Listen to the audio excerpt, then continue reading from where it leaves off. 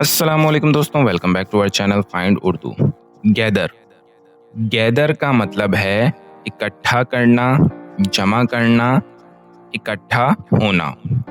Gather का मतलब है चीज़ों या लोगों को एक जगह इकट्ठा करना। ये लफ्ज़ हर जगह यूज़ होता है, चाहे लोगों को बुलाना हो या मालूमात या सबूत इकट्ठा करने हो। ये नेचुरल या प्लान्ड एक्शंस हो सकता है, जैसे लोग शादी, प्रोटेस्ट या इवेंट के लिए गैदर करते हैं। People gathered at the park to celebrate the festival. लोगों ने त्यौहार मनाने के लिए पार्क में इकट्ठा होना शुरू कर दिया। तो दोस्तों, गैदर का मतलब है चीज़ों या लोगों को इकट्ठा करना या जमा करना किसी भी मकसद के लिए।